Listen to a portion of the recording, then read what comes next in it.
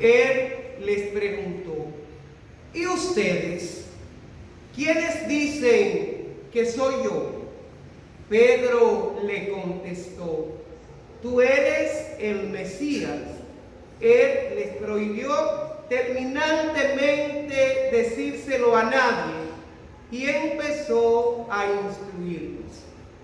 El Hijo del Hombre tiene que padecer mucho, tiene que ser condenado por los ancianos, sumos sacerdotes y escribas, ser ejecutado y resucitar a los 3 días.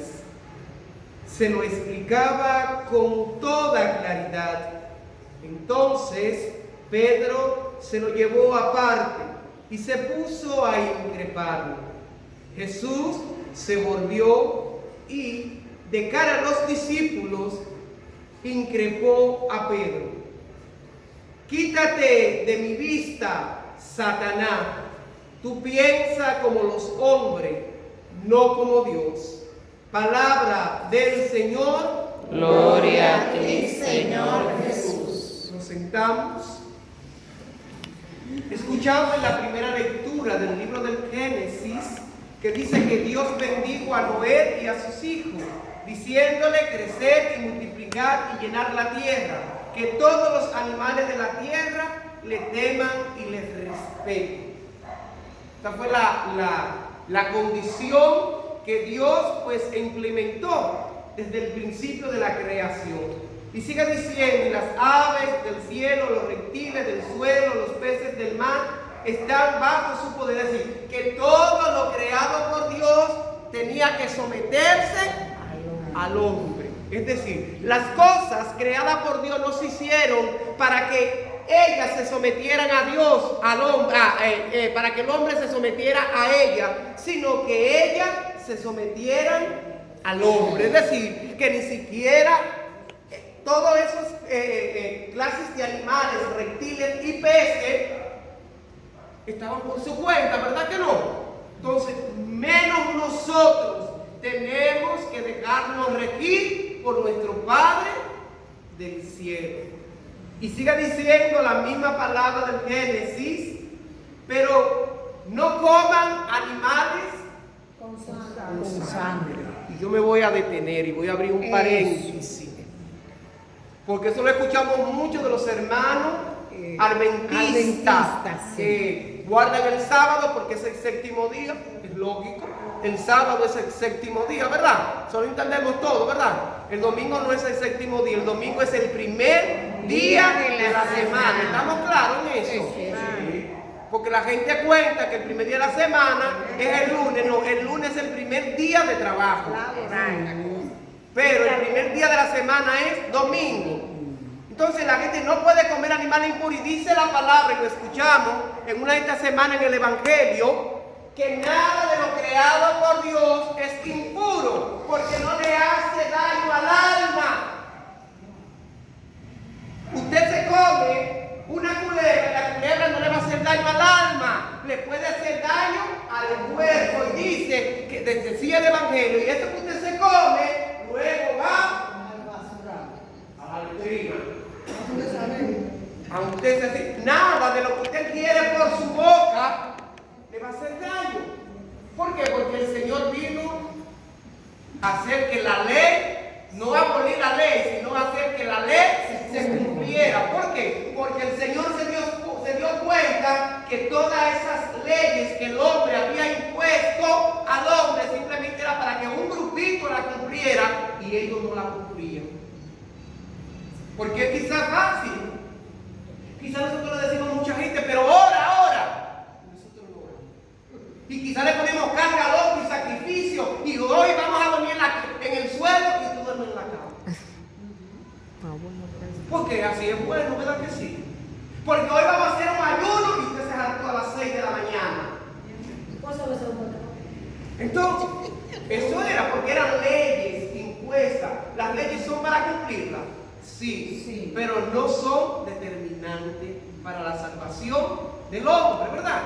Entonces sigue diciendo el Señor: y le pedirá de cualquier animal, y el hombre le pedirá cuenta de la vida de su hermano. Porque si un hombre mata a otro hombre, corre la sangre, dice dice la palabra, entonces otro hará que esa misma sangre corra.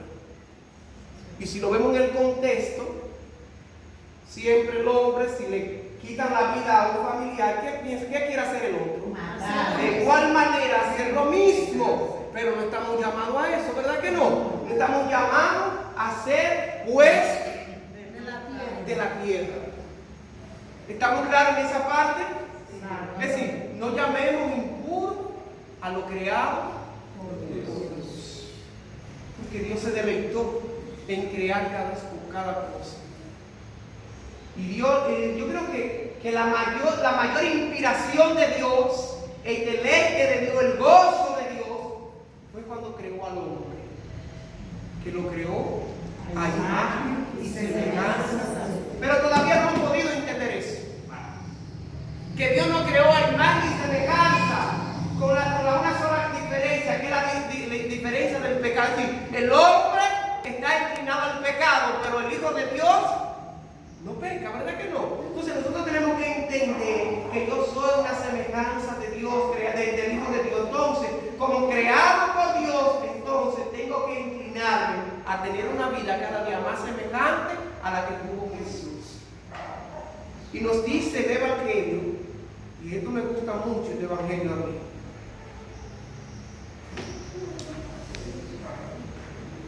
¿Quién dice la gente? Uno que el Mesías, otro que el maestro, otro que el profeta y otro que Elías. Señor, correcto. ¿Y ustedes? ¿Quiénes dicen que soy yo? Y dice el Señor que le prohibió tajantemente decir semanal, ¿verdad? Ahora, en ese contexto y en ese tiempo de los discípulos, vamos a traspolar, vamos a traer a la realidad esta misma pregunta: ¿quién es Jesús para nosotros?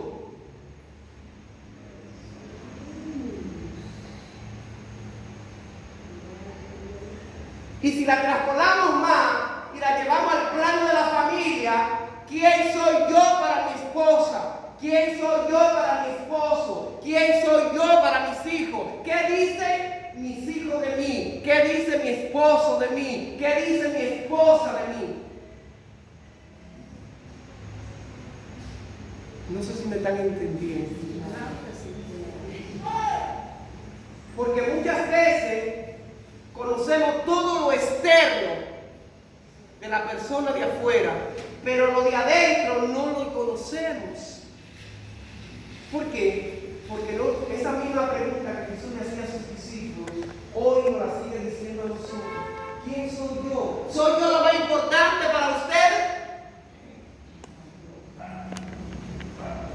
¿Estoy yo en primer lugar en su vida? ¿Dejan ustedes todo por lo mío? Solamente pregunta que Jesús pudiera hacer. Porque muchas veces en nuestro plano, en nuestra convivencia, en nuestra forma de vivir, como dicen muchos de los sacerdotes en muchas ocasiones, el primero en quitar de la lista es Adiós. yo no voy a la iglesia hoy porque me llegó una visita. La visita es más importante que Dios.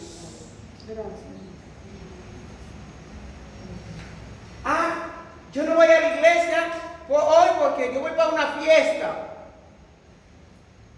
La fiesta es más importante que Dios. No, yo tengo que ir a la fiesta, yo tengo que ir a la misa y luego voy a la fiesta. Porque Dios está por encima de todo. Y Dios lo sigue preguntando. Le decía a sus discípulos, y le preguntaba una y mil veces. Y le prohibió determinadamente decírselo a nadie. Y empezó a instruirlo y comenzó a decirle quién era Dios. Él mismo comenzó, dice que de forma clara le fue diciendo a los discípulos quién era Él. A nosotros, aquí el más joven es el niño, ¿verdad? Después que todos somos ya cuarentones, treintones, sesentones, setentones. Hay de 80 aquí. Aquí no hay de 80, ¿verdad? Hay de 70. Cualquiera muchachita tiene 70 años hoy en día. Cualquier muchachita. ¿Es cierto? Antes una mujer de 50 años, usted la veía con gato, un chanclete y un pañito viejo y acabado.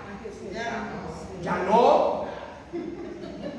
Encopetada, bien paradita, jovencita, sus cejas pintadas, su boquita con su pintalabios, su aretico. Porque se dio cuenta que debía sentirse mujer todo el resto de su vida. Porque tiene que sentirse bello y bella, porque él es hijo del más bello. Y eso ha cambiado la mentalidad de la sociedad. Es decir, ya usted no ve eso. O un hombre de 50 años, usted lo veía encorvado, casi cogiendo un bastón. Ya no. Usted lo ve en un gimnasio, musculoso, con pantaloncitos cortos apretaditos. Es lo que usted ve. Sí, se comía más saludable, pero se acababa más rápido. Ahora se come más malo, pero dura más. En cuanto a la tesitura, en cuanto a lo físico. Entonces, el Señor después de glosar a cada uno de ellos, cómo, quién era Él, y también a nosotros, cuántos años tiene el Señor, a través de los sacerdotes, a través de las enseñanzas, de los retiros, de los diferentes libros, de la Biblia que hemos leído. El Señor se nos ha dado a conocer y nos ha dicho cómo es Él, y todavía no lo conocemos. Todavía hay personas que no entienden que cuando Dios te perdona, está perdonado para el resto de tu vida y siguen en un mundo de culpabilidad y no salen de ahí. Siempre se sienten pecadores, inmerecedores. Es verdad que somos inmerecedores de la gracia de Dios, pero Dios se deleitó en darnos su gracia. Dios se deleitó en perdonarnos. Dios se deleitó en salir al encuentro como lo hizo con el hijo pródigo. Y hizo una fiesta porque aquel que estaba perdido ha vuelto a la vida. Y sigue diciendo el Evangelio y se lo explicaba. Y dice entonces que en un momento Pedro lo agarró y lo llevó a un sitio y comenzó a hablar. ¿Y qué le dijo Dios? Apártate de mí, Satanás, que tú piensas como los hombres. Hoy hay muchos pensando como los hombres que se creen que no va a pasar nada, que Dios nunca va a venir. Y creyéndose que van a ser eternos, porque quizás creen que porque están musculosos, fuertes, van a quedar así toda la vida. Pero el Señor vendrá como el ladrón de la noche, silenciosamente. Así como no lo esperaba Turquía, no lo esperaba. No lo esperaba. Como no esperaba Ucrania una guerra.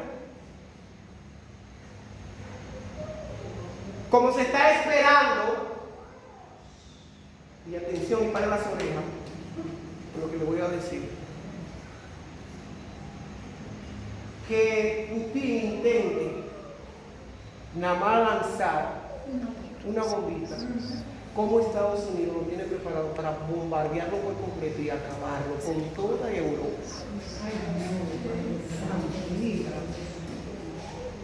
Porque Estados Unidos está fortaleciendo a Ucrania de tal manera para cualquier errorcito que dé, se arme una tercera guerra mundial. Pero está Corea también. Y sabemos que las tres grandes potencias son ¿quién aquí? Inglaterra, Europa. No, Estados Unidos no queda ni por aquí y China. China. China, sí, es verdad. Tres monstruos. Pero esos son los planes de los hombres. El plan de Dios rebustece y tapa y disminuye el plan del hombre. Pero para eso tenemos que postrarnos de rodillas y orar para que la misericordia de Dios nos alcance. Y que si Dios viene por nosotros hoy, descuidadamente nos sorprende y nos vamos, que nos podamos ir bien confesados y bien preparados para el Señor. Y nuestras oraciones pueden cambiar los planes de los hombres también. Pero hay que orar. Hay que orar.